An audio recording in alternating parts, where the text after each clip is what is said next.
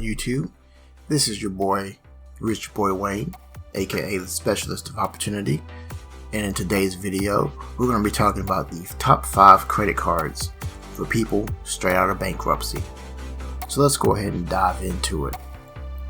Alright, so when you're first getting out of bankruptcy, you really don't have a lot of options. Your options are kind of limited. And I know a lot of people are going to say, well, why do you need credit? Aren't you bankrupt because you didn't manage the credit cards you have? And I understand the argument, but you have to start over. And it's hard to build your credit when you don't have credit. And it's hard to get credit cards when you have bad credit. So it's a vicious cycle. But hopefully in this video, we can give you 5 credit cards you can apply for to help rebuild your credit. So when you're first starting over, rebuilding your credit, you really don't have a lot of options. You're kind of starting at ground zero, and none of these credit cards are really great. They're not going to give you any points. They're not going to give you any miles. You're not going to get any kind of hotel or any special perks or anything like that. Basically, these credit cards are just the bare minimum, if they even have any kind of perks at all. Most of them don't have any cashback rewards or anything like that. And basically, these credit cards are the credit card that you use to get other credit cards. So you're typically going to keep these credit cards for about maybe a year at best, maybe 2 years, and then you're going to get rid of them, and you're going to get something that's even better. Hopefully, because hopefully by then your credit would have been established enough to get a better credit card. So I don't want to hear anybody in the comment section saying, these credit cards are horrible. Why do you recommend them? Well, I know they're horrible. I understand that. Okay. But you gotta start somewhere. So let's go ahead and get started. I'm going to do these in the order of bad to good, if that makes any sense. I'm going to do the bad ones first, the better ones later on. So the ones that I really recommend are going to be the ones later in the video. So stay tuned to the video and keep watching. Okay, so the first credit card is the Total Visa credit card. This credit card does not have a security deposit, but it does have a one-time fee of $89, which may turn some people off, but in the great scheme of things, that's actually not pretty bad. Okay, but here's the thing though. You get an initial credit limit of $300, and it does have an annual fee of $75, it has an annual fee of $75 for the first year, and then $48 after that. So I typically go for credit cards that don't have annual fees on them, just because I hate dealing with annual fees, but it is what it is, So moving on to number 2 is the Citi Secured MasterCard. This one has a minimum deposit of $200. However, there is no annual fee, and there is no first-time fees or application fees or anything like that. Highly recommend this one. This one's pretty decent.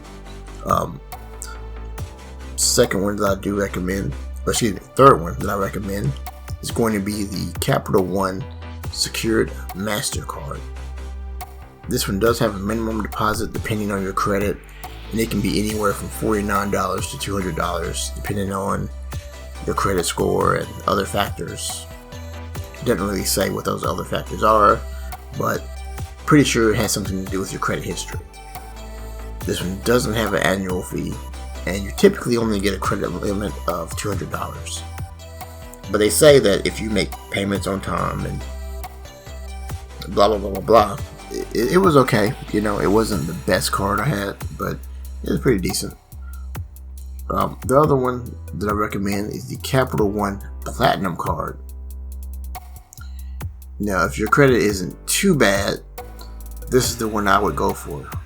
This one has a $0 annual fee. This one has 0 deposits.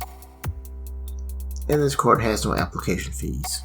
So if your credit isn't too bad, you can go ahead and try to apply for this one. And that leads me to number 5. Yes, we're getting to the gold.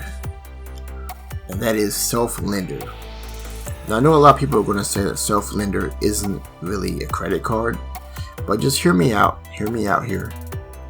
A lot of people are also going to say that it doesn't really have any long-term effects, or the effects are not that great having a self-lender account. But just hear me out. Hear me out. Self-lender, in case you don't know, is a loan that you can get to help build your credit. And the beautiful thing about this loan is that you get the money back at the end of the loan. They actually put your money inside of a CD, a certificate of deposit, which you get back at the end of 12 months, if I'm not mistaken. I started doing it last year. I think I did the $50 one. I got $500 back. It was great. You know, I started in January, got the money back in December, used it for Christmas presents, and it was wonderful. This year I'm doing the same thing, but I'm doing the $1,000 one. So that's not really the reason why I included this in this video, though. The reason why I included it in this video is because they have announced that they're going to do a credit card whereby if you make 3 consecutive payments on time, you can apply for their secured Visa card. It's a real credit card. There's no approval process once your account is eligible, which it should be. If you apply for an account, then you're approved. There's no hard credit inquiry, and there's no deposit needed. That's why I like it. That's why I recommend it, and I think it's a useful tool for people who are straight out of bankruptcy. These are the 5 that I recommend. I'm pretty sure people have some other ones. Like, why don't you recommend the Visa Secured It card? Well, I've tried to apply for that card, and I've been recently denied for it. And my credit is well beyond, bankruptcy. For those that don't know, by the way, don't know my story, I wasn't always rich. You know, and there was a time that I was bankrupt. I actually went through bankruptcy. So I had to go through all of this and apply for cards, and I know how difficult it is. I know how difficult it is to reestablish your credit, but it's something that you have to do. It's necessary, but you have to be responsible with it. And so you don't really have a lot of options at this stage. So you really and truly, you got to get in where you can fit in. My recommendation is that you sign up for all of these if you can. A lot of people are going to also say, well, isn't that going to affect your credit? Well, I think that if you have a bankruptcy on your credit's already affected. So there's that. And when you get one of these cards, what you want to do is keep your balance low. You want to pay your balance off at the end of every month. You do not want to carry a balance on these things because they have ridiculous fees, which of course you probably already know that. You're at the bottom of the barrel. You're going to get horrible fees. And the last thing that you want is to carry a balance on these things. Okay? You want to use them to boost your credit. And as soon as your credit gets into the 700 club, as soon as you're a member of the 700 club, dump these things. Get rid of them. Don't keep them. These cards are horrible. Okay? So that's it for this video. If you like my videos, hit the like button. And if you want to see future content from me, hit that subscribe button. And I'll see you guys in the next video. Peace.